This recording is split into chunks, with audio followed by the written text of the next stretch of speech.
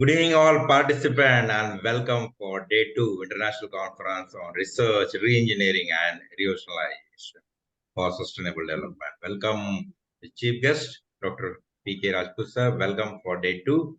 Welcome all participants and dignitaries. Let me share my screen.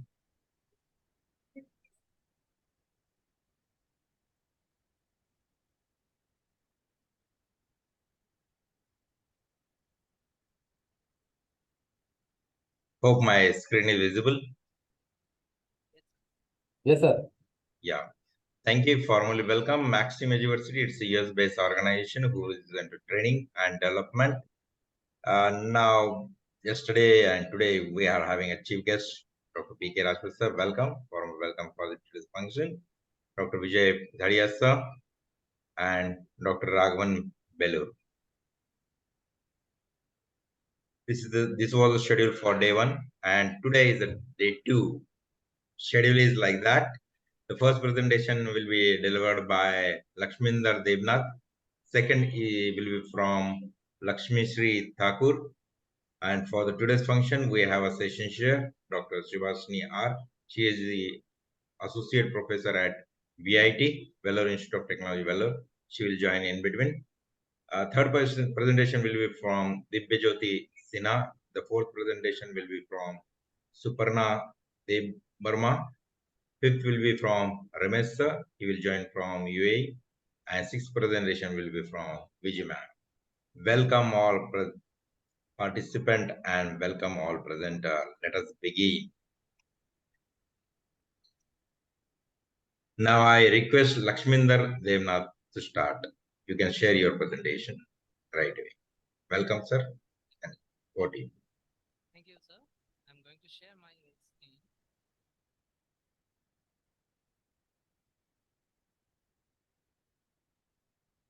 Sir, is it visible, sir? Yes, very much. Thank you, sir. My name is Lasminder Devna. I'm working as an assistant professor, also a research scholar, and in the Department of Faculty of Physical Education and Yoga, IFI University.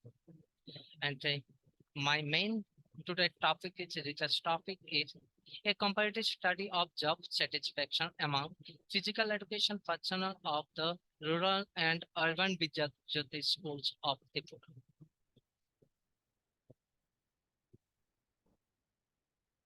Introduction. The National Education Policy 2020 strongly emphasizes including sports and physical education as a part of the curriculum of an institution. It is recognized as a subject to be taught, and the physical aspects are limited to physical education sessions.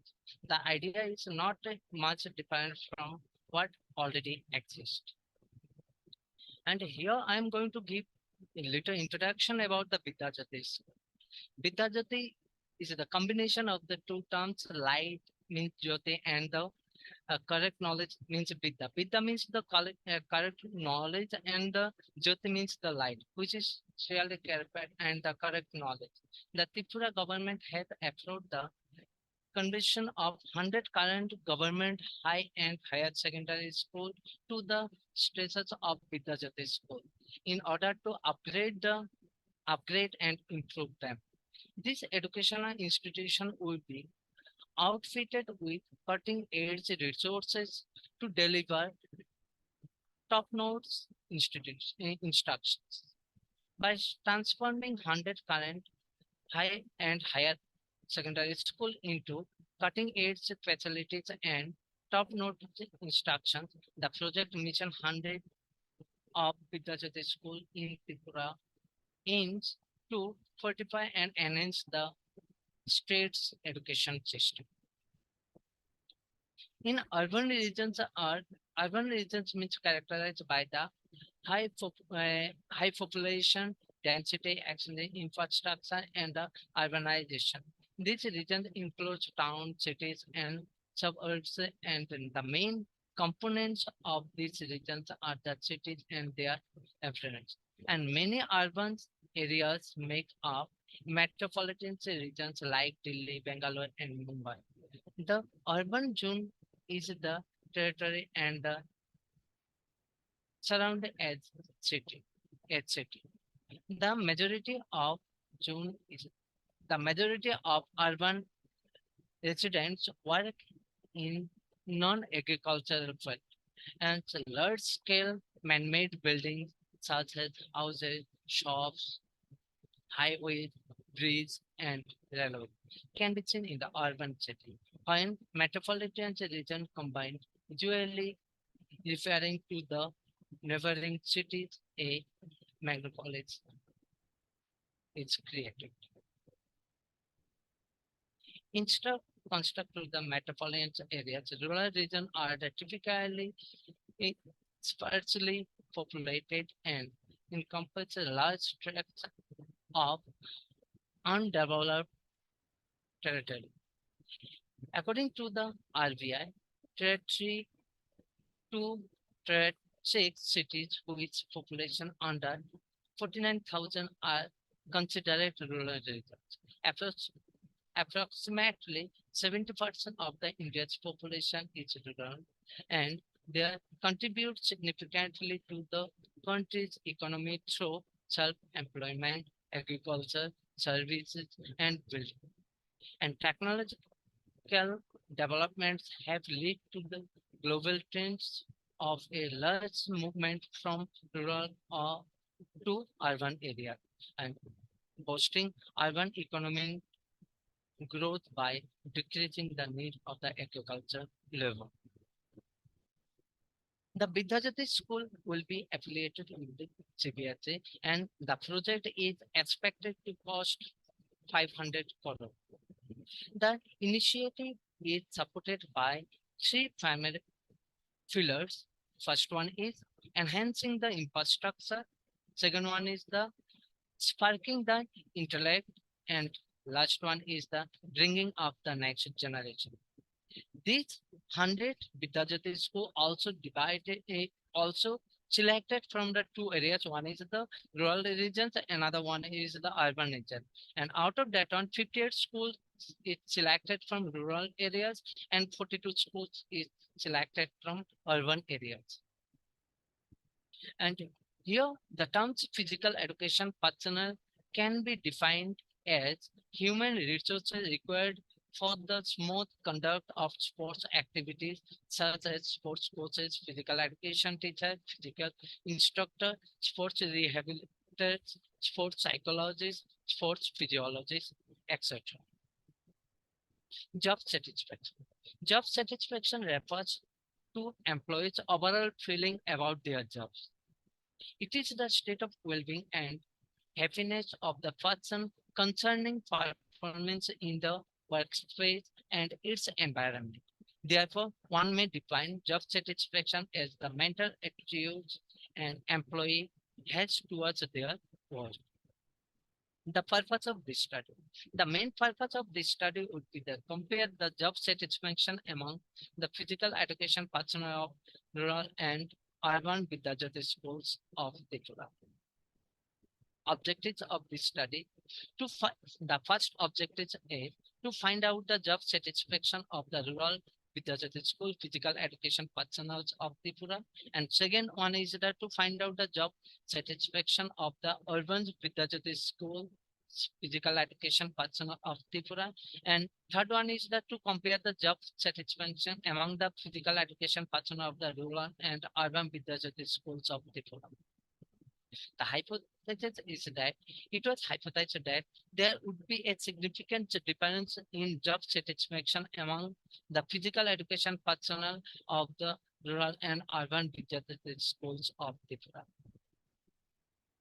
And the limitation of my study is only the secondary and higher secondary schools of Tripura is selected for this study, and the physical education teachers and physical instructor of the schools of Tripura, that one, and second one to the Vidyajyoti schools of Tripura only is selected, and last one is the job satisfaction scales of physical education personnel constructed and developed by Dr. S.K. Paul was used for this study.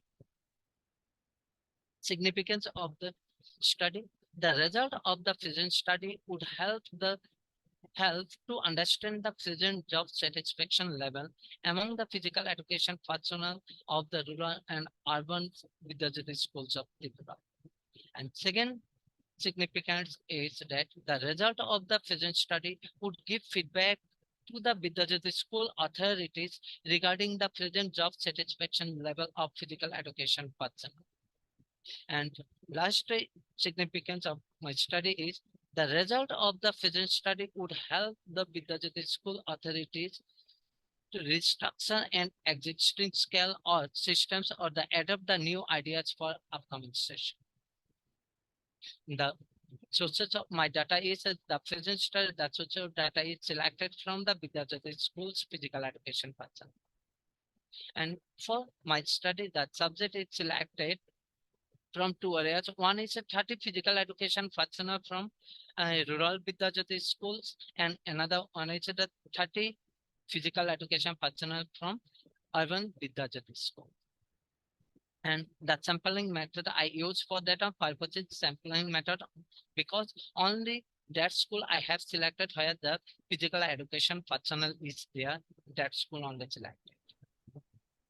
And collection of data for the present study, a standard questionnaire of job satisfaction scale for physical education personnel was used, which was constructed and developed by the Dr. S.K. Paul. Scoring of data, the job satisfaction of physical education personnel were measured by the standardized questionnaire. For all the items, there is given score 1 for the positive reaction and score 0 for the negative reaction. Means here only two responses, yes or no. The sum of all the values given by the job satisfaction scores for the subject. The total score is in between the 0 to 60 because in the questionnaire they are having total 60 questions. The level of significance, the hypothesis at the 0.05 level of significance is considered adequate for the purpose of this study. And the purposive t-values of the questionnaire was compared with the tabulated t-values at 58 degree of freedom or 2.009. The statistical analysis of the data gathered for the comparison of job satisfaction of physical education personnel of the rural and urban Vidyajyoti school of Tripura, and the means and the standard deviation of both groups were found, and these items were converted into a composite score. The researcher again calculated the mean and the standard deviation from the composite score of the groups. Thus, the scholar found the mean difference of job satisfaction among physical education personnel of rural and urban Vidyajyoti schools of Tripura. And the researcher further proceeded the statistical analysis by the using a SPSS version 20.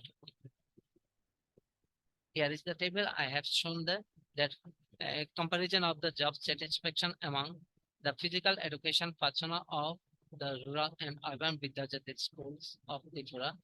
First one is there are two groups. One is the rural Vidyajyoti schools physical education personnel is there. Another one is the urban Vidyajyoti school physical education personnel is there. In rural, the mean is the 43.033 and the urban ones came 41.600. And the standard deviation the rural one is that 2.141 and the urban one is 1.976. The mean difference is came 1.433 and standard error is 0.532. And after the calculation, the t-value came to that 2.695. The tabulated t-value at 0.05 level of significant 58 degree of freedom is this one. And from the above table, the mean of the physical education percentage the rural ones is that 43, that one I already discussed. And after then, the standard deviation also discussed. And finally, we got that and that. So that after the calculation, we found that the job satisfaction levels at the 0.0 5 level of significance. So it is clarified that there was a significant difference of job satisfaction between the rural Vidyajyoti schools physical education personnel and the urban Vidyajyoti schools physical education personnel. So here I have shown that graphical presentation. That one is the main difference between two. And discussion of the result. In the overall numerical and the statistical analysis, there was a comparison of job status among the physical education personnel of rural and urban Vidyajyoti schools of Tripura. So it was found that there is a significant difference. Therefore, the research hypothesis was accepted. Summary. For the present study, the subjects were selected from rural and urban Vidyajyoti schools of Tripura. In order to fulfill the study, the researcher received 60 forms of which 30 were from the rural Vidyajyoti school physical education personnel and 30 were from the urban Vidyajyoti school physical education personnel of Tripura. The subjects were selected by the purposive sampling method for the present study. The researcher used a questionnaire of job satisfaction, which was constructed and standardized by SK4 and by the name of SK4 job satisfaction scale was administrating to the selected subject. The data pertaining to the study was collected by the administrative data standardized questionnaire. Conclusion. With the limitation of the study and statistical analysis, the conclusion was drawn that there was a significant difference in job satisfaction among the physical education personnel of rural and urban Vidyajyoti schools of Tripura. And some suggestion I had given that one is a similar study may be conducted in other professional like courses, teachers in general education, engineers, and lawyers also. The similar study may be conducted at the state level to get the feedback from the professional training institution. A similar study may be conducted on separate men and women physical education teachers also. Physical education teachers working in the different government and private schools have different problems, and the authorities have to approach the problems from different angles. A study may be conducted on physical education teacher achievement and job satisfaction. So here I had given some references. And references. Thank you.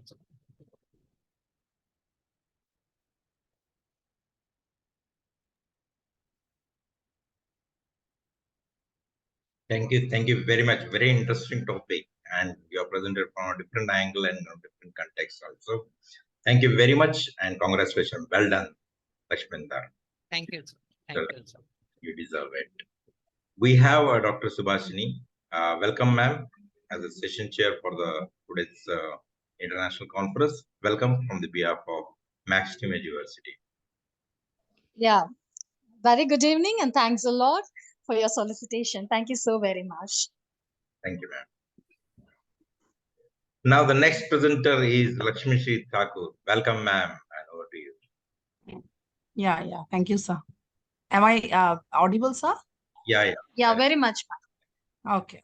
Thank you.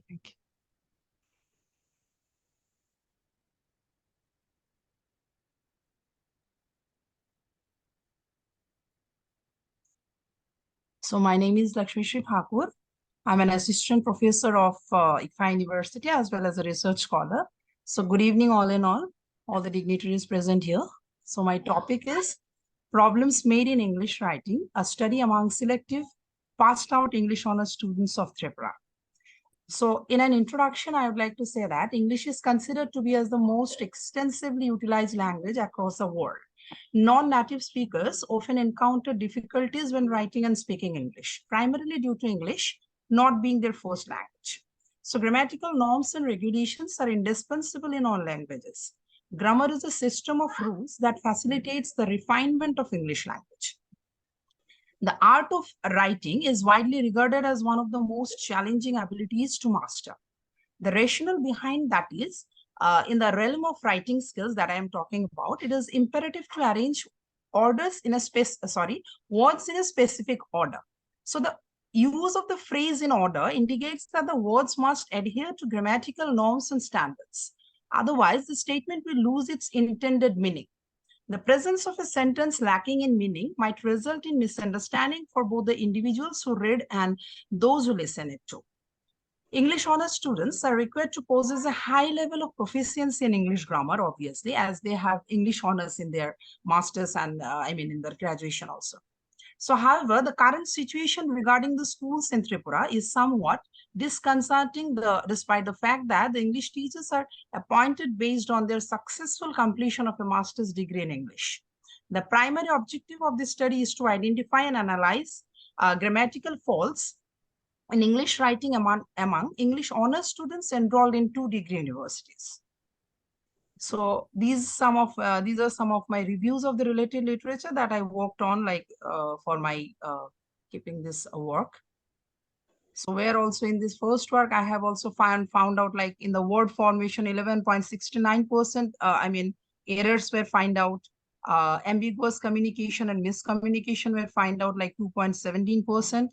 And omission, misformation, misordering, Cruzen's rule, and overgeneralization are also found. So from all this data, I have collected that is a similar study, and these are all my reviews. So the objective of the study of to examine the grammatical knowledge of the English honors student. And second one is to classify the common grammatical errors committed by English honors students in writing English, to find out the reasons of committing common grammatical errors by them. What are the common grammatical errors? That is my actually aim, to find it out, and the reasons why they are doing so.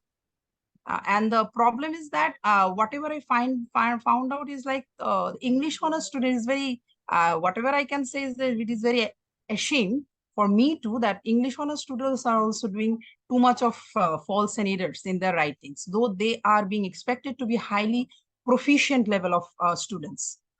So the significance of the studies are, the states of the schools in Tripura is highly unsatisfactory.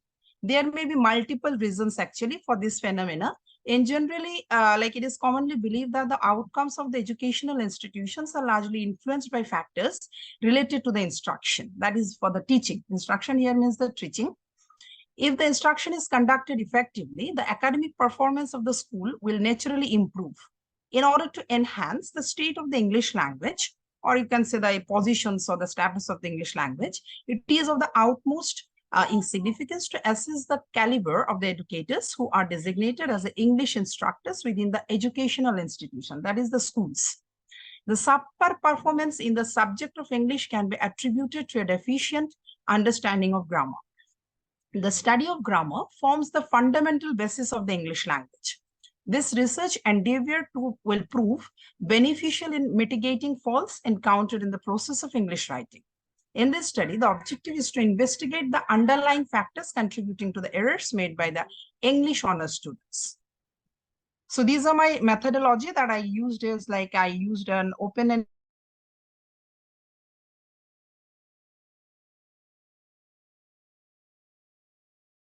analysis of the poem, how to critically analyze the poem, through which I can find out the faults, whatever the faults that is coming out through their writing.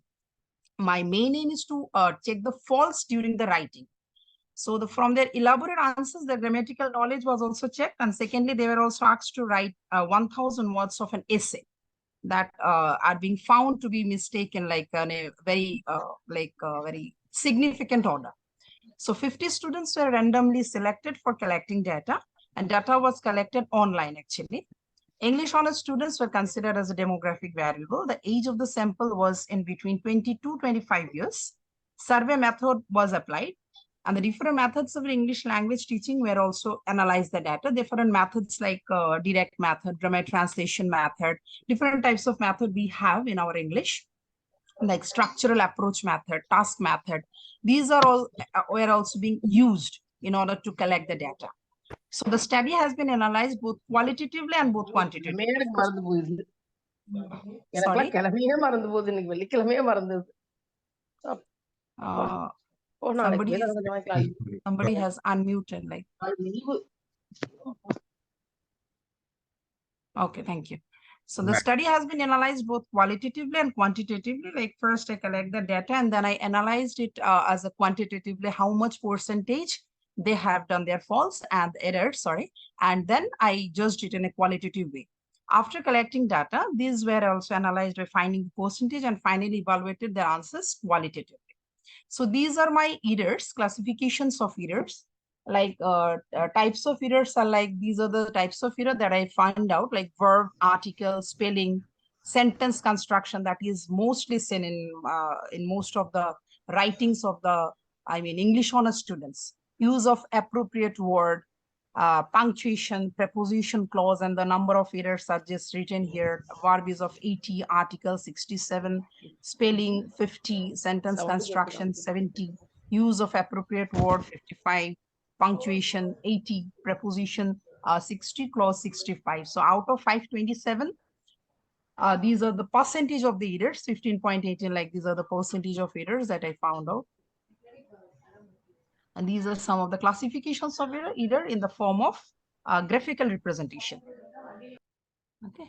So in case of findings of the study, based on the aforementioned research, the interpretation suggests that despite obtaining honors in English, there is a significant deficiency in the understanding and application of grammatical norms and regulations. Though they have done their masters, they've done their like English, took their honors in English, still, I hope, or I can say like, whatever I felt is that they forgot all the grammatical rules and regulations in the pressure of all these literature and the languages.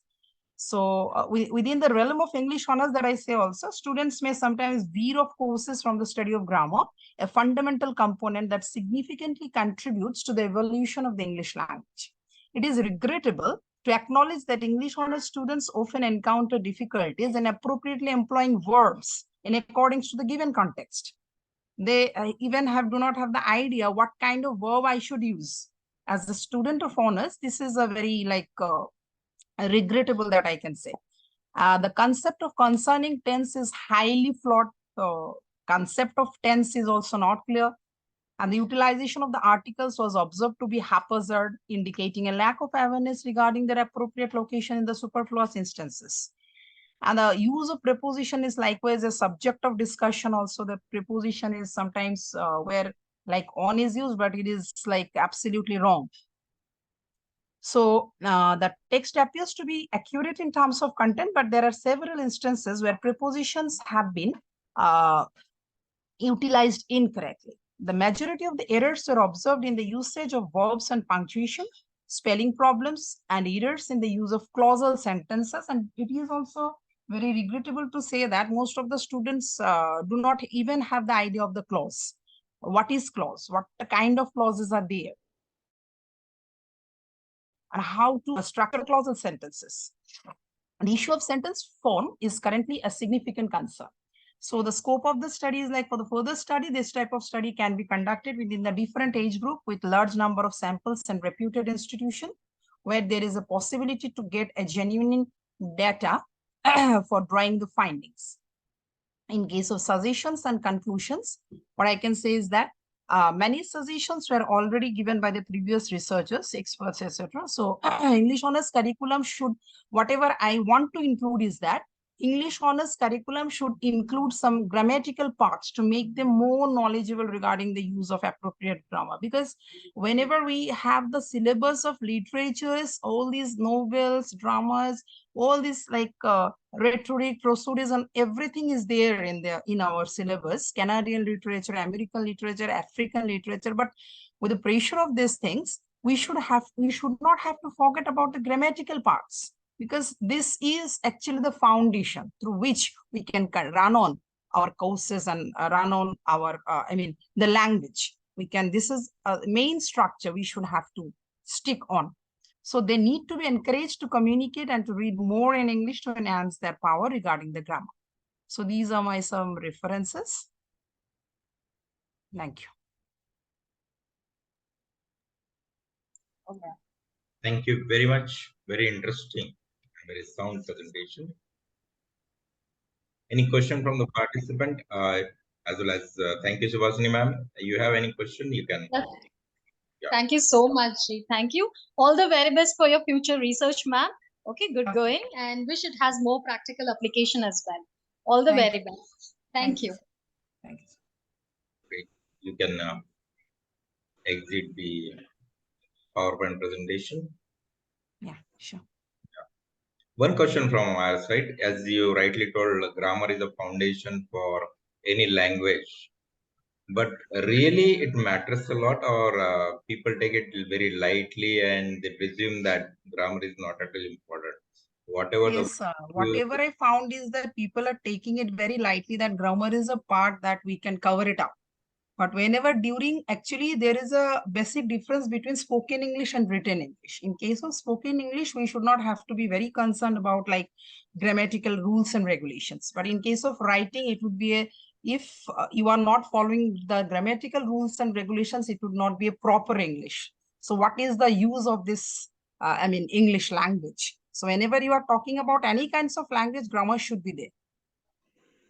or you would like to say that message is more important, grammar is important, or the pronunciation is more important, or the body language is more important, or what is more important?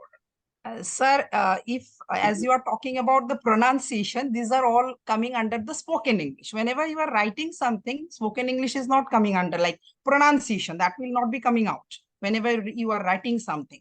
So during our spoken English, you should have to be very proper about the pronunciation and body language. Whenever you are like instructing something, whenever you are speaking something in the classes or in the organizations or in any kinds of public speaking areas and all these things. But in case of written thing, if you are wrong in your, rules and regulations, whatever being, stuck down in case of grammar, that will be informed.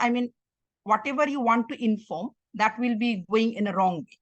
So it should not be. That is something like logical sequence. You have to be very scientific. There is a scientific, what is grammar? Actually, the scientific study. Grammar is something which is a scientific study. That is subject, verb, and the object. You cannot say the verb, object, and the subject. This is a science. So you cannot like jumble it down, right? So whenever you cannot write that eat rice, you should have to say like I eat rice. So there is a logical sequence you have to maintain. So this is all about I want. You want to say English is a science, English is not art. No, English is not a science. Whenever you are writing about the language, grammar is a kind of a science that you have to follow. So This is an inside art, there imposition. is a science, right? Yeah, science matlab where there is a logic. There should be a logic that subject, verb is coming in between the, after the subject. You can start with the verb, like verb can go alone also. So whenever you are writing something, you have to, follow some, impose rules and regulations. There is already been there. You cannot made by yourself that, yeah, mujhe ichha aaya, to like I can change it now. No, you cannot. So this is all about the science. There is already proven that, yeah, you have to go like that whenever you are writing something. Great, great. Thank you very much. I have asked questions which are more relevant participant. Now the third presentation will be from Dipjyoti Sinha. Welcome, Dipjyoti Sinha, and over to you.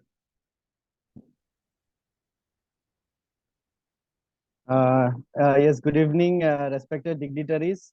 I'm Dibyajuti Sinha. I'm a research scholar from the ICFI University, Tripura. So, am I audible, sir? Am I audible to all of you?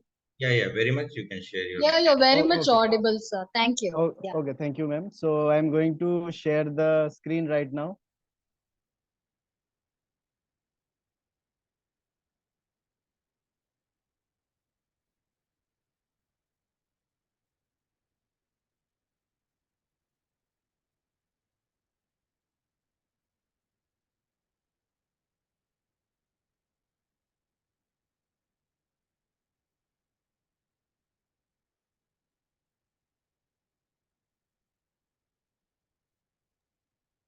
Yeah, we allowed it. Okay.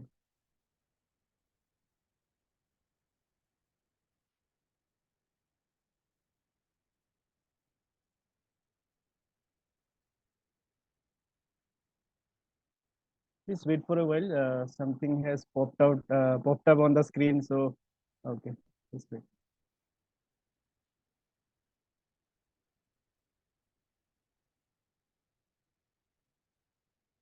Is my screen is visible? No, sir, it's not visible, but I'm hearing everything. Let me see one thing. Okay, I think now it will be okay.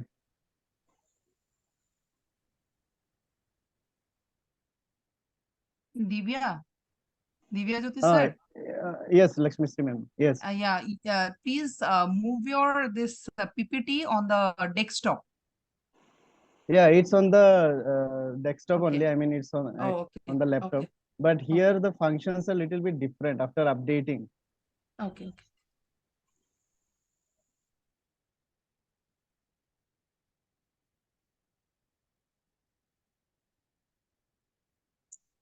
Though in the desktop, you need to, yeah, if you open the screen and keep it in the, yeah, that's, yeah, fine. Okay, now is this visible? Yeah, it's visible. It's visible. Okay, okay, thank you. Yeah. So, uh, good evening once again to all the respected dignitaries and all the viewers. The name of the topic, the title is A Study of Spiritual Intelligence of Secondary School Teachers with respect to gender, locality, and medium of instruction. So the main variable of the title is spiritual intelligence. So before moving on to the main aspect, first of all, I would like to discuss very briefly about some significant aspects about spiritual intelligence. So, as most of us know, that the term spiritual intelligence is regarded as the highest type of intelligence, because this intelligence is all about being aware. It is all about being introspective. It is about being alive and alert to various kinds of situations around us and about us. So most of the time, what we do is we are always engaged with the things which is in the exterior. That means the things which is present outside.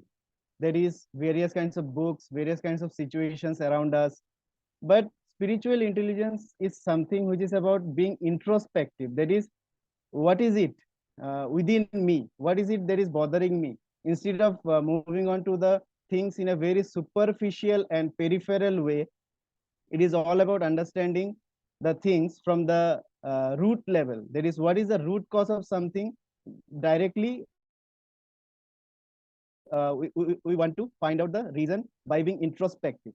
So it is the most significant type of intelligence, only because of these particular features that I have said right now. There is being alive, being alert, being conscious.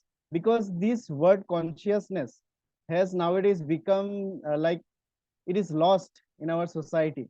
Most of the human population in the world are nowadays passing comments or seeing things in a very superficial way, and they think that they are going on with things in a very scientific manner. But if the observation or if the consciousness is not there, everything that people are going to do will be always superficial. So that's why spiritual intelligence is of highest order of intelligence. So now, moving on to the next part, there is what is the need and significance of the study. So first of all, a spiritually intelligent person is conscious, aware, observant, introspective, alert, and vibrant, which I have already said.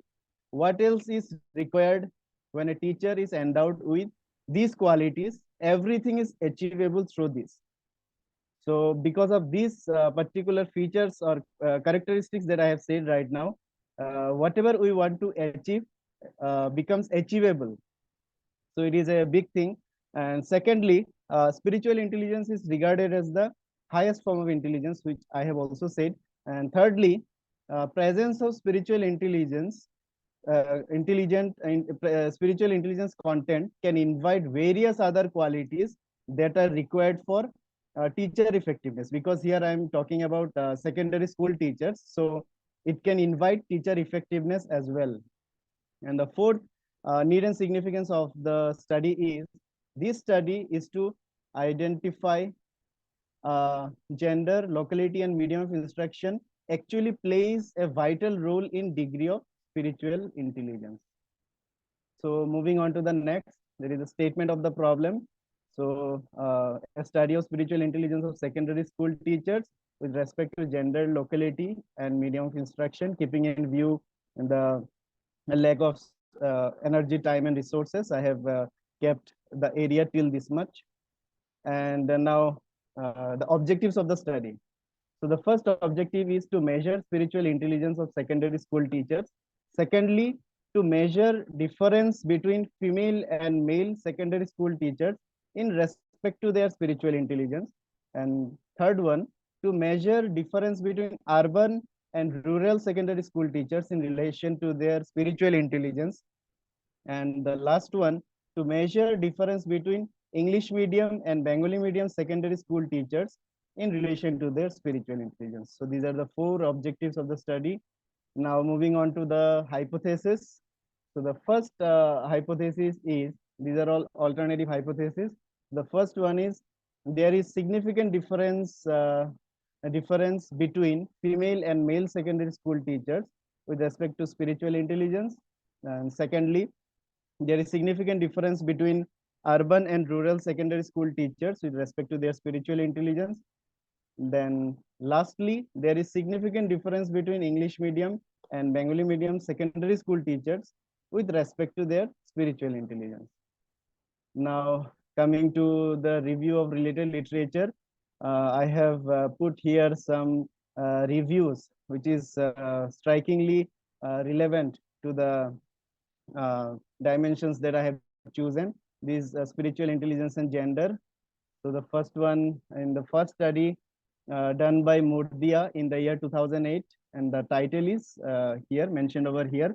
So it has been found that all teachers, that is male and female, in their sample are spiritually intelligent. Then Geloder et al. In the year 2011, they conducted a research work on this one, and they have found that there is no significant differences in spiritual intelligence between male and female teachers. That means both female and male are equally spiritually intelligent, no question about it. And the third one, Sharma and Sharma in the year 2014 have undergone this study mentioned over here, and it has been found that no significant difference in spiritual intelligence with respect to gender. Again, there is female and male. Then Raminder and Bhagat in the year 2017 conducted a study on spiritual intelligence of teacher educators. So it has been found again here that no significant difference has been found between spiritual intelligence of male and female teacher educators.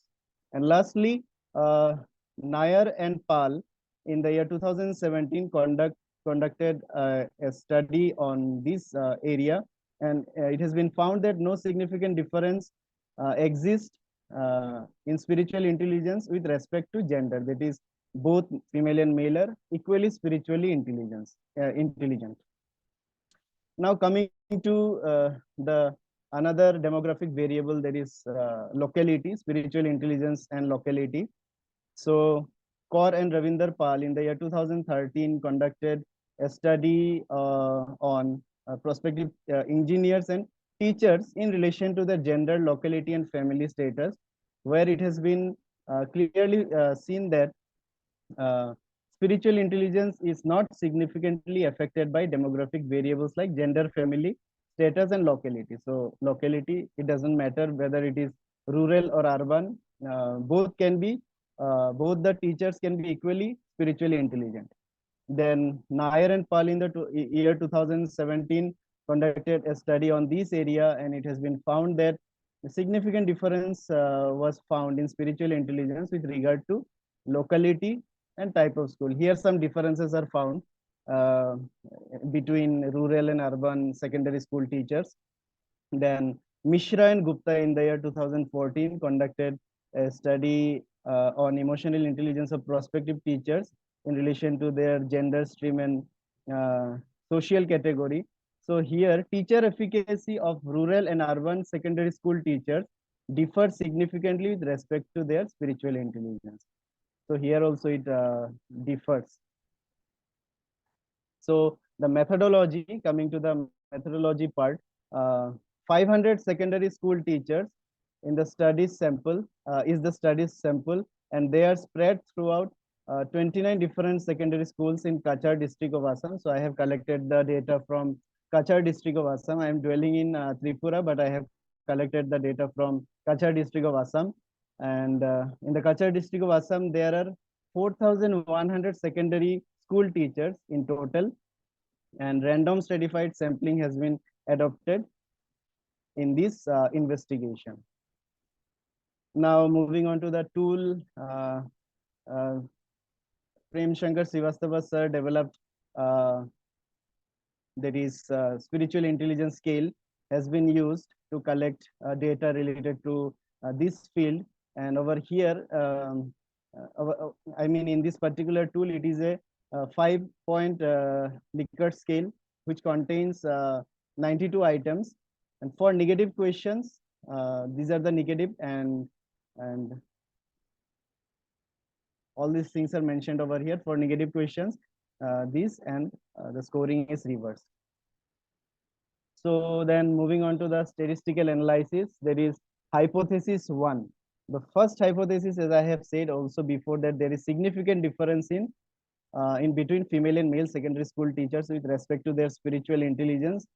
So in this table, it can be seen that female and male comparison is given, and the t value have been calculated. So it is found to be 0.25, which is much lower than the tabulated value of confidence level. So we can see that the result is not significant. That means we can say that it is not significant. That means both are different, almost similar in spiritual intelligence, female and male. So next, coming to hypothesis 2, which says there is significant difference between rural and urban secondary school teachers with respect to their spiritual intelligence. So after calculating the t value, which is found to be 2.16, and which is more than the tabulated value of 1.96. So that means there is that means the result is at 0.01 level, it is significant. That means there is a difference between rural and urban secondary school teachers. So from the mean score, we can understand a little bit about this. Although the mean scores do not through mean scores we cannot understand the nature of the population, but still we can get a hint from here that rural population, there is the rural sample, there is the 441.27, and urban is 439.80. So from here we can understand that rural secondary school teachers are having little bit more spiritual intelligence. So that means this particular hypothesis, there is hypothesis 2, is accepted. And coming to hypothesis 3, which says there is significant difference between English medium and Bengali medium secondary school teachers with respect to their spiritual intelligence. So t value have been found to be 2.22, which is more than the tabulated value of 1.96 of the confidence level. And and it is significant at 0.01 level. So from here we can understand that it is significant. That means this hypothesis is accepted. And from the mean scores, we can see that English medium secondary school teachers are a little bit high in spiritual intelligence with in comparison to the Bengali medium secondary school teachers. So this is accepted one, hypothesis 3. So I had only 3 hypotheses. Then coming to the findings. So the first finding is there is no significant difference between female and male secondary school teachers in relation to their spiritual intelligence. The mean scores of gender reveals that male secondary school teachers have slightly more spiritual intelligence than female secondary school teachers. difference in mean scores of female and male teachers is only 0.15. And the second finding, there is a significant difference between rural and urban secondary school teachers in relation to their spiritual intelligence. The mean scores of locality of secondary school teachers denote that teachers of rural areas have more spiritual intelligence than urban secondary school teachers. And finally, there is a significant difference between English medium and Bengali medium secondary school teachers in relation to their spiritual intelligence. The mean scores of English medium and Bengali medium secondary school teachers simply show that secondary school teachers with English as a medium of instruction have more spiritual intelligence than secondary school teachers with Bengali as a medium of instruction. So next, coming to the educational implication, which is the most important thing, how it can be, how is it relevant in the practical field, of what use this study could be. So the first one is findings of this study of spiritual intelligence and its connection with gender, locality, and medium of instruction may be applied to the secondary school teachers who act as teachers are always role models, they are mentors, they are guides, counselors to all students, and which leads to their growth and development. So that's why it is of great use in that aspect. And then second implication we can say is this investigation offers an opportunity to understand and acknowledge the significance of spiritual intelligence among students and teachers in educational institutions.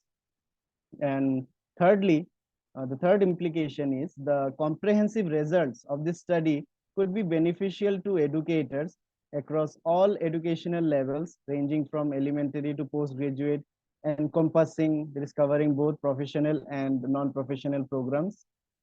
And finally, the last educational implication of this study is it could potentially motivate school principals to seek out teachers who possess spiritual intelligence and develop these capacities within themselves. The presence of spiritual intelligence can foster a highly conducive workplace environment that promotes success, clear vision, and effective teamwork. Because nowadays we can hear from people most of the times that people say, be confident, be brave, be courageous, do this, do that, you can do it. These kind of things are actually, it's good to hear, but it is not practical because we cannot make the consequence. We can only work on the process, only then the consequence blooms like a flower. So spiritual intelligence is that aspect which helps us to understand this particular thing that, as I said before, going to the root cause of something. That means we have to work on the process.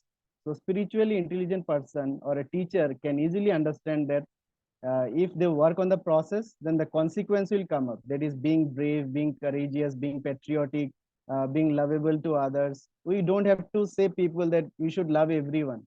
But a spiritually intelligent person understand naturally without being told by anyone, and they naturally love everyone. And this is the beauty of spiritual intelligence. And most people think that only going to the temple, mosque, or church is spiritual intelligence. This is not. It can also be spiritual intelligence, but spiritual intelligence is beyond whatever we understand and whatever we see. So for me, spiritual intelligence is bringing sense to us more than common sense. I mean, it is beyond even common sense. It will develop that perception in us with the help of which we can see things that normally other people do not see. So this is the beauty of spiritual intelligence. And now these are the references. And thank you very much. So this was my presentation. Thank you very much. Indeed, Thank you, sir. As well as the content were very rich. Thank you very much. Thank you, sir. The next presentation will be from Suparna. Yes, sir. Yeah, are you ready? Yes, sir. Yeah. Good evening, everyone. First of all, sir, I want to say something that my laptop camera is actually not working. So I have joined from mobile so that you can see me from mobile also. Sure, sure, sure. So very sorry for that, sir.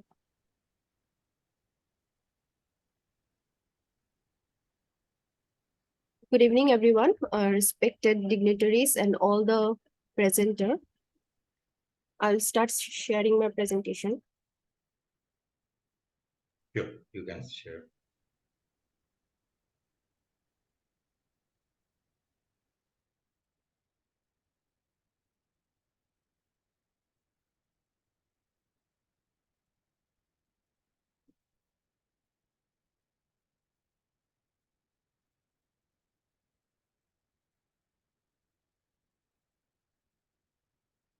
I'm presenting a topic, comparative. Sir, is it visible? Yeah, it's very much visible. Make it full screen mode. You have only 10 minutes to finish up. Okay, sir.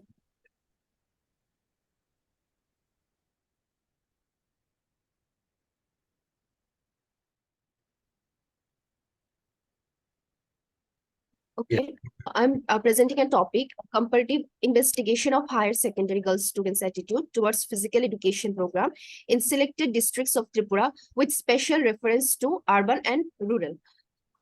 My name is Shuparna Deburma, research scholar, Department of Physical Education and Yoga, ICFA University, Tripura. Here I'll start from the introduction. I'll start from the introduction with C.I. Bonnell. Physical education is the accumulation of wholesome experience through participation in large muscle activities that promote optimum growth and development. As we have already know that a children, when he or she have started his first movement, he will start learning the lesson from the movement only, not from the book. So as we know that physical education, which includes the games and sports, physical activity, yoga, everything. So when a child is learning this kind of things, he or she will develop his or her career, or maybe his whole body development through physical education, which developed him or her physically, mentally, socially, and emotionally. As a vital component of education, physical education is well acknowledged. Mankind is essentially a physical species. Physical education is one of the first things that a human kid is taught. As I have mentioned that when motor activity is not prioritized, no education, no matter how perfect and lofty its goal, is complete. A priceless gift from nature is the human body, and its capacity for both high quality and high volume motor activity determines much of its growth, development, and efficiency.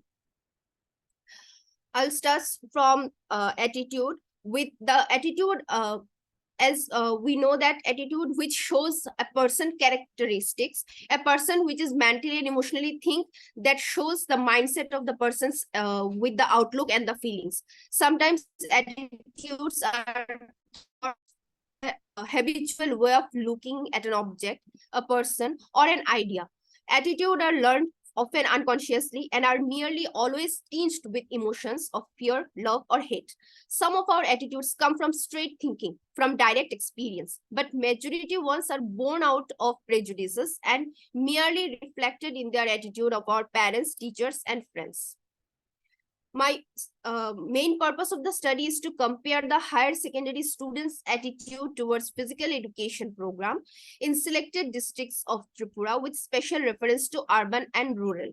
Objective of the study: to compare the higher secondary girls students' attitudes towards physical education program in selected districts of Tripura with special reference to urban and rural.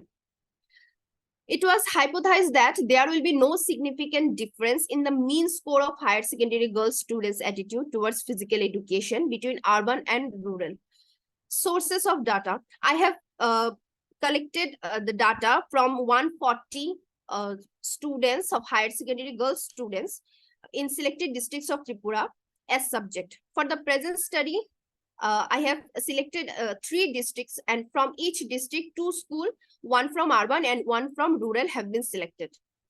Sampling procedure: to collect the data, I have taken that simple random sampling was used for the selection of the subject. Selection of the test and scoring procedure: to collect the data, I have used Dr. Prahlav Rao's attitude scale, which was developed in 2007 towards physical education program were used, and the responses were employing by Likert method. This opinion consists of 65 total, 45 positive and 20 negative items. Statistical tools to analyze and draw the conclusion, the mean, standard deviation, and t-test technique were used. Here you can see the result. This is the urban 70 and rural 70. The mean score of urban is 271.54 and the rural is 257.56. Here is the SD. The difference is 25.304 and 27.720. So the above table shows that the mean value of the urban and rural are 271 and 54 and 257.56, and SD is 25.304 and 27.720 respectively. It is also shows that the calculated t value is 3.118 and the tabulated t value is 1.984 at the 0.05 level of significance for 138 differences. Where calculated value is greater than tabulated value is revealed that there is a significant difference between the two groups, and the urban students have better positive attitude towards physical education compared to rural students. So the hypothesis is rejected. Here I have given the graph. Findings on the basis of the analysis and interpretation, it has stated that there is significant difference between urban and rural higher secondary girls students' attitude towards physical education in selected districts of Tripura, where there is a difference in the mean and t values. So the null hypothesis has rejected and the alternate hypothesis accepted. On the above discussion, the researcher, it has found that the urban girl students have better positive attitude comparison to rural. And it is because the students have lack of knowledge regarding physical education. It can be said that the infrastructure is not so good enough for the games and sports. Students, parents, and even teachers have misconception about physical education and games and sports. From the parents and from the teacher also, they did not get that much motivation. In fact, their economic status, which might be a reason of their low attitude towards physical education.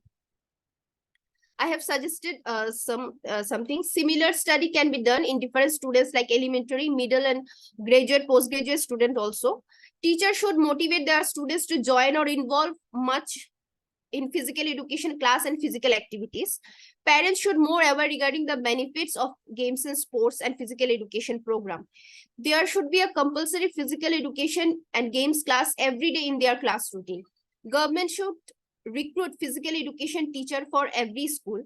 There should be more awareness program on physical education for the students and their parents also. There should be enough equipment for the students to play according to their choice. In the beginning, every school should declare award and reward for participation and winning in competition. Here I'm concluding my presentation. The study investigate to know the attitude of higher secondary girls students' attitude towards physical education program. And after completing the statistical analysis, researcher has found that the urban students have more positive attitude than the rural girl students. The result indicates that there is significant difference in their attitude towards physical education program. The attitude score is significantly positive in case of urban students than the rural students. I have given some references. Thank you.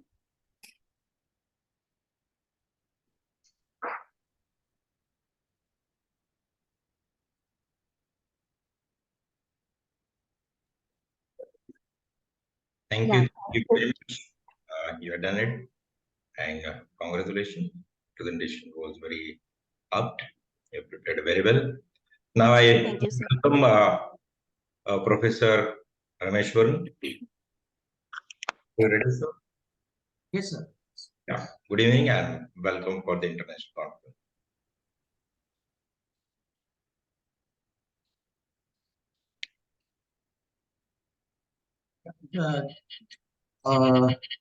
Good evening, Dr. Ganjre, and to all the respected delegates out here. Well, it's a great privilege and a great opportunity that Andre has given me to present an article, present a paper in this conference. Well, I know that there is very limited time, and this important thing that I would like to say is, like, I'm a teacher here in a university, City University of Iran. I'm an assistant professor. I was in fact bogged down with a lot of examinations and lot of academic assignments and about the AAC's accreditation work. And in fact, I should first of all beg my apology to Dr. Andre and all the respected delegates that I just could not, prepare my slides well and for this particular conference. Yet I have submitted my article. Go ahead, already. Please forgive me if I have not embellished my paper with the due. So I begin with an apology, and here is my presentation. I have in fact studied the sustainable marketing practices in UAE. The why I have taken this topic is because I find many restaurants in many countries. I'm from India, but I find that in many countries, especially the Southeast Asian countries, they don't use sustainable marketing practices, restaurants especially. Why they do not use? Because they want to have economies of scale.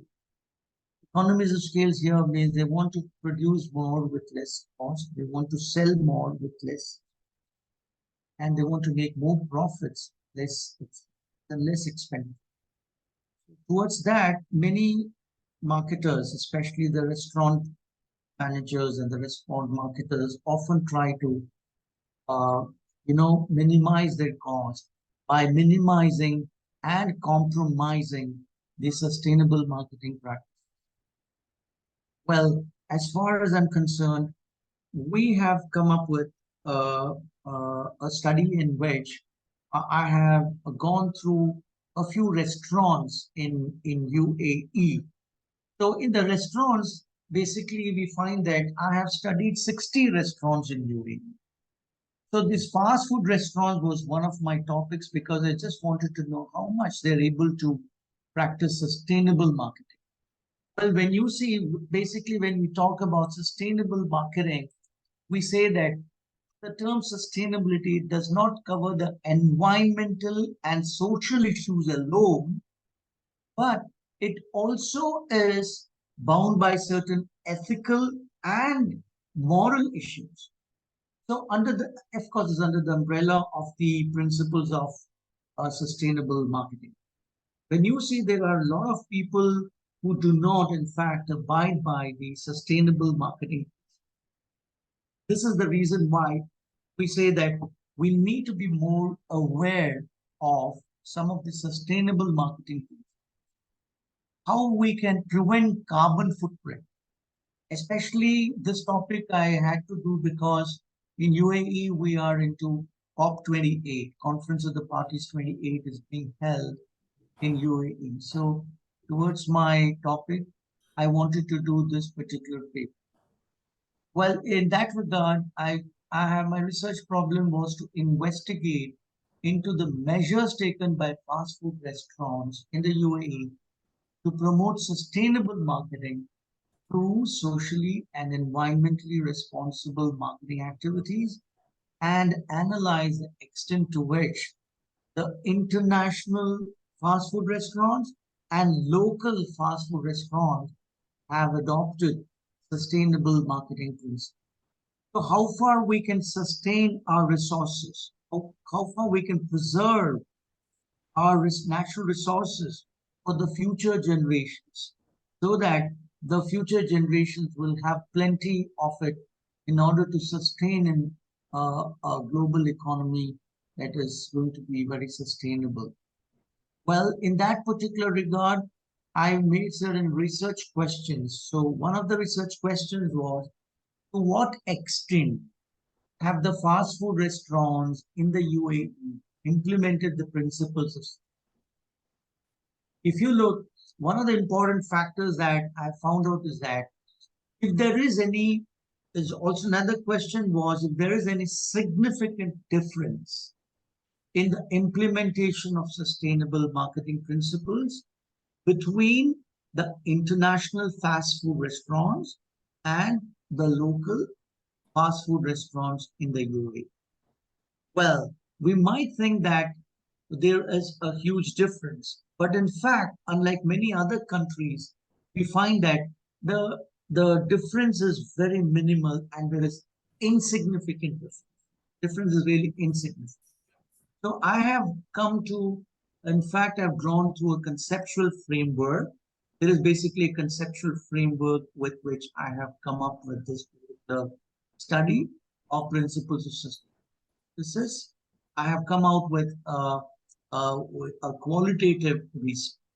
And this is having a research design called descriptive research design, what I've followed for this particular study.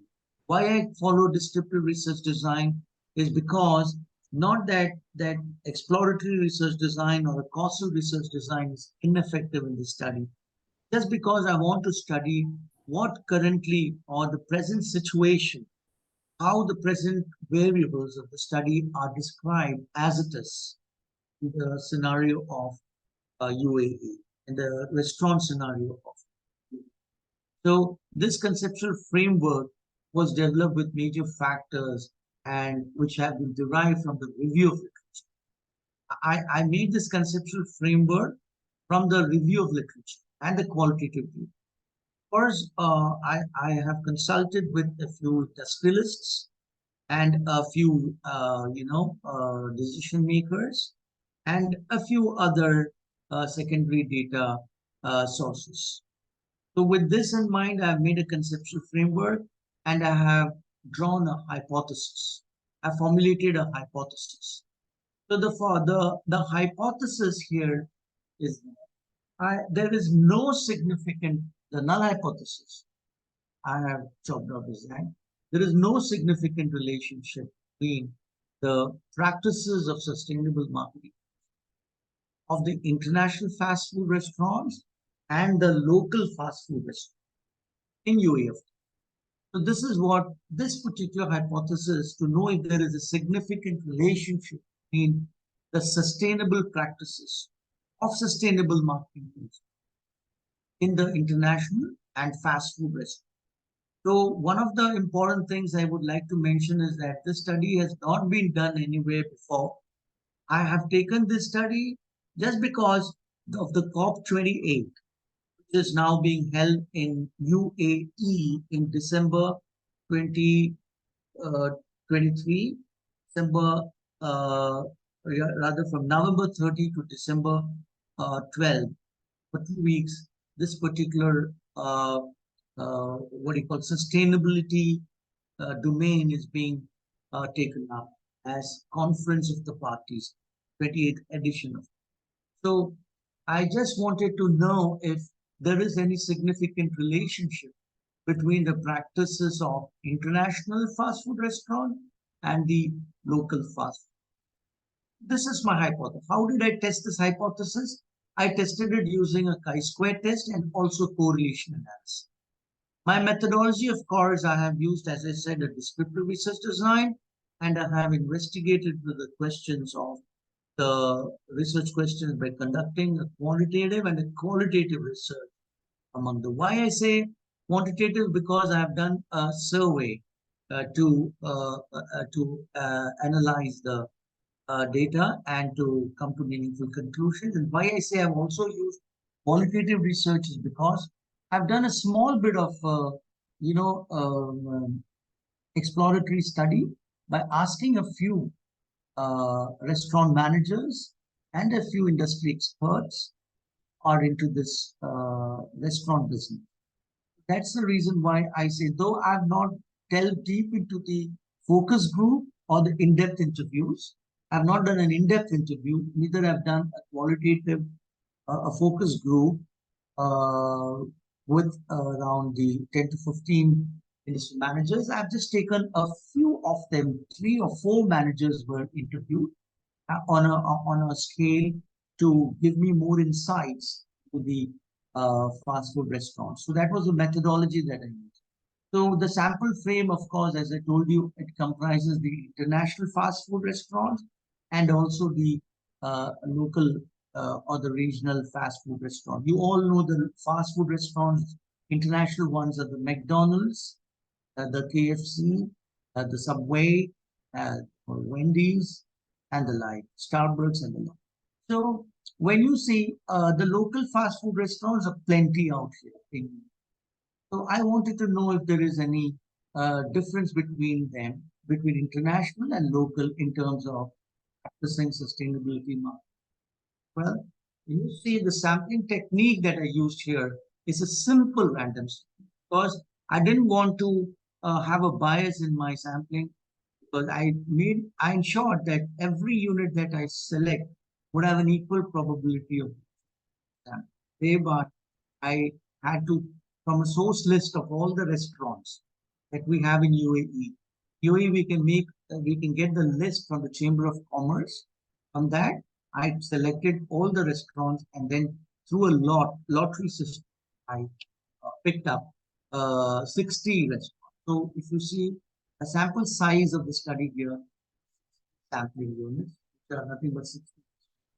These sampling units were fast food in UAE, both international and local mixed together. The limitation, I would say, of this biggest limitation was time constraint and money and energy constraints as well. Because 60 is not actually a very large number, but then the more reliability and the what do you call the validity of the study in terms of content validity and in terms of construct validity, convergent validity. I found that the questionnaire that I prepared for collecting data from these restaurant managers were all valid in terms of Cronbach's alpha. Reliability of Cronbach's alpha was 0.6 when I conducted the Cronbach's alpha was above 6, and thereby I was rest assured that the reliability and the validity was ensured in compromising time, money, and I would admit that there was no time, there was no money, there was no proper energy. There were a lot of constraints in getting this survey executed in large numbers. That's why I restricted it, what we call at well, I could have, instead of a chi-square analysis or a correlation analysis, which I did, I would have gone for a factor analysis. But why I did not do factor analysis is because when we do sustainability marketing, there are many variables that need to be categorized under a particular factor. But here, when you take several variables, for example, if you take the lighting system, if you take the disposal of waste, so these cannot be put into they cannot be compartmentalized in the sense that you cannot say that disposal of waste is just a kind of a safety factor. It cannot be just safety, it can also be aesthetic factor. So there can be ambiguity in the selection of variables. This is the reason why I did not choose a factor analysis, because the eigenvalues that you get from a factor analysis and the principal rotation metrics would be a bit ambiguous, showing almost similar values for the different eigenvalues for different factors. And the correlation between each of these factors to the construct or to the factor would almost be the same. So there is no point in doing a factor analysis when there is really no difference between the eigenvalues due to the similarity of correlation between a factor and a variable. That is the reason why I did not choose. Well, if you take now the disposal of food and packaging waste from fast food, when you see many people out of the 60, you find 65% of these people, they dispose the waste in municipality bins. If they don't dispose their waste in municipality, the restaurant's license will be cancelled. They will cancel the license. And thereby there will be many people who are jobless and they will have to go, they'll be deported. They'll be deported from the country. Unlike in India, Bangladesh, or in any other country in the world, you know, this particular country is highly technologically advanced, and in terms of, cleanliness and hygiene, UAE is standing almost the first 10 of the world. So they always see to it that any waste, disposable waste, has to be done properly in a systematic way to municipality. But in spite of all this, some of them, they burn them in incinerators. Behind it, when I went to do a survey, I found the incinerators behind the restaurants. They were burning it up, and that smoke is causing carbon footprint to them. So this carbon footprint will create greenhouse gas emissions, GHS emissions. Greenhouse gas emissions are very dangerous for one's health and for the society, and of course the environment. So that particular system of burning the waste in incinerators were actually, curtailed by the government, and they were asked to dispose them. And some of them go to the extent of dumping them in landfills. So that is the reason why we say the landfills also had their own way of disposing the waste. When you see some of them, if you see now the energy efficient lighting system, the energy efficient lighting system, more of the people use CFL lamps. As I told you, 50% use CFL lamps, which is more energy efficient, which does not emit, emissions are very less, contaminating emissions, or we call them as obnoxious emissions, are curtailed to a great extent by using CFL. Instead, of course, due to constraints that we have seen, people using LED lamps, 30% of them use LED lamps. And of course, 20% have been seen using incandescent light bulbs. These kinds of, unsustainable practices was really, what do you call, objective by the government of UAE, and they made it very strict to see that the sustainability practices should be introduced in UAE in terms of sense of mission marketing. They use the word sense of mission marketing because the UAE government said, we will not agree if you will dispose your waste or use the lighting systems, or when you go for greenhouse gas emissions, they are supposed to be in a different way of disposal. Well, these are the chi-square analysis that are used for about international fast food restaurant and the local fast food. Here, we find that out of the 60 people, we found that there was, when we saw the table values and the critical values, we found that when the table value, actually when you find that the critical value is less than the table value, so naturally we will, we accept the null hypothesis. But when you find that the table value is more than the critical value, we rejected the null hypothesis. So here we found that there was a rejection of null hypothesis. So with the null hypothesis, when it was rejected, it means that there is a good significant relationship between the local and the international fast food restaurants. Find the international fast food restaurants, they are more aware, actually. They're more aware of the, sustainable practice that is used in the correlation analysis also. When you found R was 0.9, the coefficient of correlation, R is 0.9, which is close to 1, shows the respondents' readiness to implement the sustainability marketing principles associated with their awareness of sustainable marketing principles. So this positive sign of R 0.9267 implies that there's a positive relationship. So when I say positive relationship, it means that the more the awareness of sustainable marketing principles, more will be the readiness to implement these principles. So the most important thing is that the criterion variables that are used for the readiness to implement sustainable marketing, the readiness, they were ready to, and the independent variable, or we call it as a predictor variable, was awareness of sustainable. So the readiness to accept sustainable marketing principle depended on their awareness level about sustainable marketing. So with this, I think I will stop here for today, sir. And thank you very much for giving me a patient listening to my topic. Thank you, sir, and thank you all the respected delegates.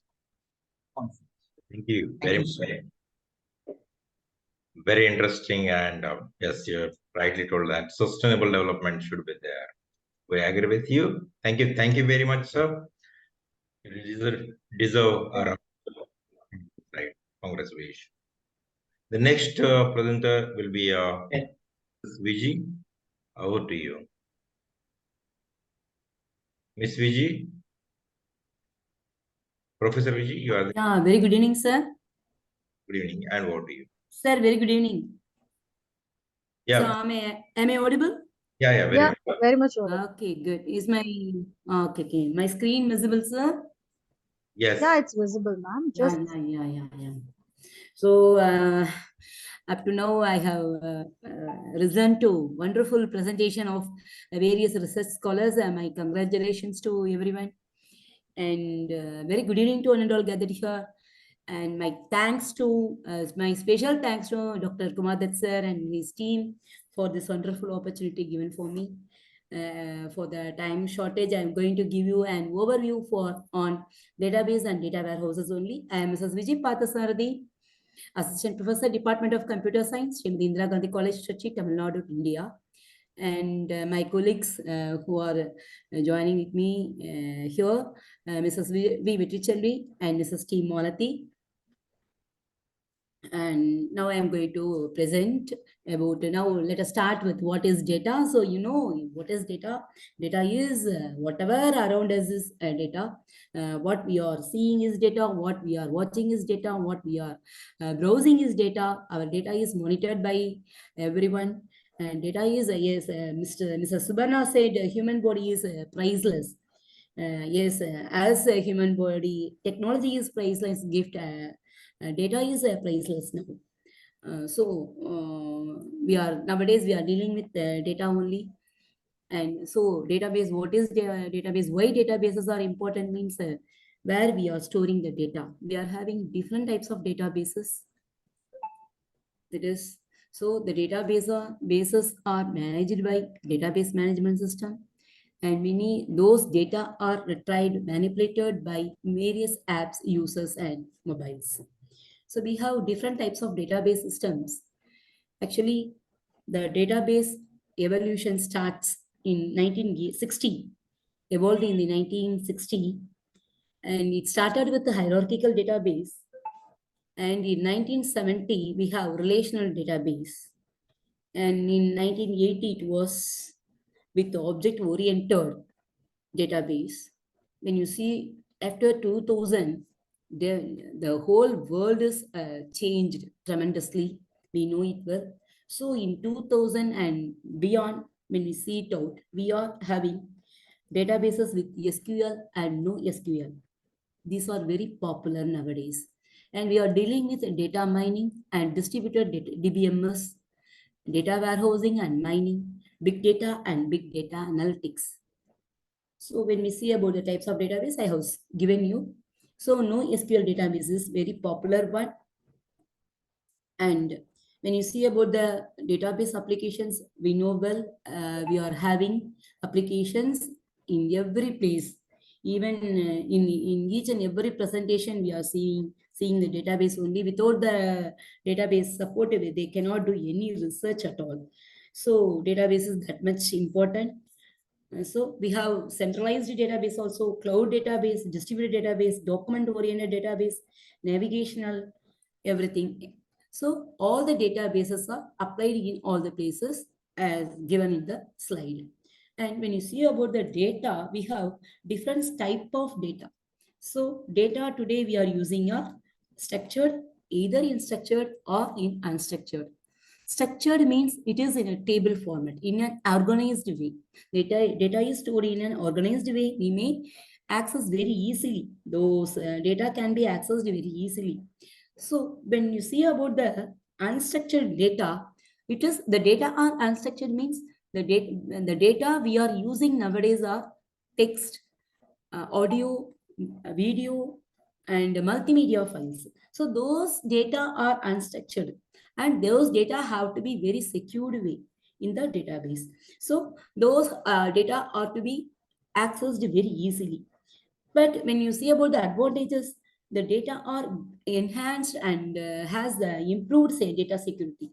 And those data redundancy is reduced now. The consistency of data is increased. Data integrity and independence is also there. And development of new applications program or facilitator. Okay, so I'm now actually we are dealing with unstructured data only now. Here I have given you because the structure in the slide you may see Twitter and survey and social media, about the social media, because all the data about the people are by the organization or by the people are taken from the Google only, or taken from the social media only. So those data are, you know, it could be in emotions or in symbols in any way. So those data are retrieved by the business people for taking decisions also to promote their business or to retrieve the profit. So actually those data are nowadays ruled by artificial intelligence. So this is what I want to say, because a large number of data of a large number of organizations around the world are currently using MLDB, that is machine learning database. Actually, AI is machine learning intelligence rather than human intelligence, which is a combination of emotion and consciousness. AI's role in our modern day society is to perform tasks which would normally require human intelligence and resources. So actually machine learning makes the computers to perform the task by learning with experience. So nowadays AI we are dealing with knowingly or unknowingly we are dealing with AI data. So let us see about the data warehouse. It is simply a collection of data. We know it well, but the data are retrieved from various heterogeneous network. What is the heterogeneous? We are in the whole world, or all the countries are using different types of network, different types of operating system. So all the data are in different format. All the data are collected, retrieved by the data warehouse and stored in the data warehouse. Actually, data stored in data warehouses are only historical data. That is, the data happened in the past only. We may say it is an online analytical processing system, that is query answering system. We can retrieve the data for our future decision or for the present problem solving. So we can get the data from the data warehouse for the comparison purpose, for decision making.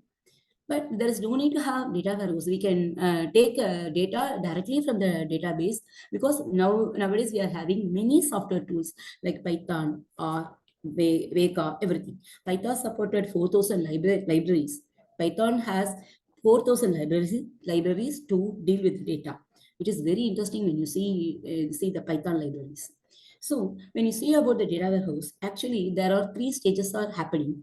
That is ETL, that is extract, transform, and load. We have to extract the data because we are going to now at present we want to do some decision making. We want to do some comparison, means we have to extract the data from our storage place. So those data are maybe noise with the noise or some missing values. So those data have to be extracted, particularly from the various heterogeneous sources. And those data are to be transformed in the format which we need to for comparison now. So those needed format after transformed format have to be loaded into the data warehouse. So these three stages are iterative process. These three stages are to be done repeatedly. So then, so we may say data warehouse has a repository of data which supports business intelligence. So business people are always working with data only.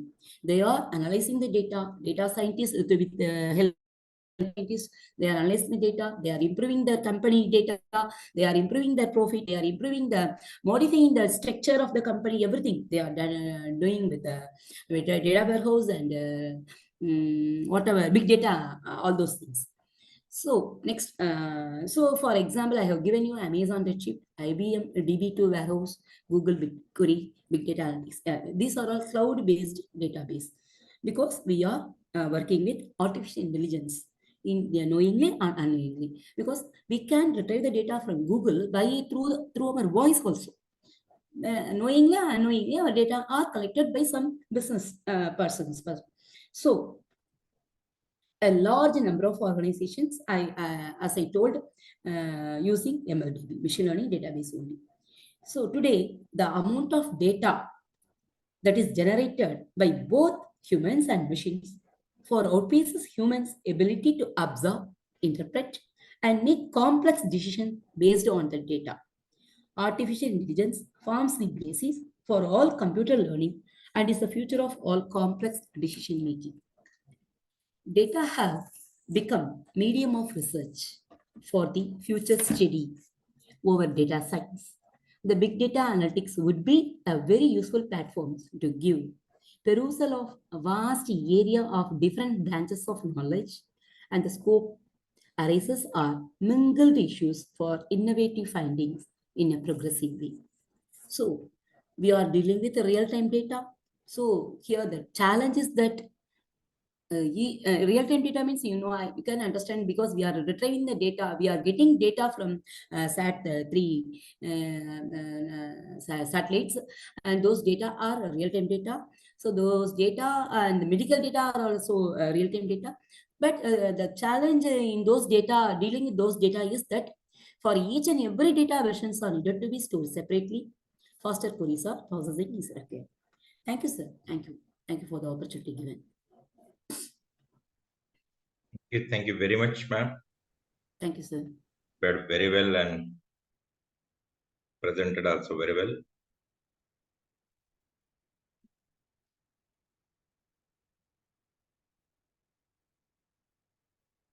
Yes, now coming to the end. Now we will not say end, we are starting. It's a new beginning for us. Whatever we have presented, learn it, implement it, and share among your friends. We are keeping this recording on YouTube.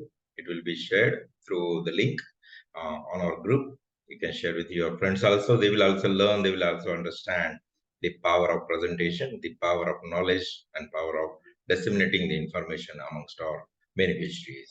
Thank you. Thank you very much.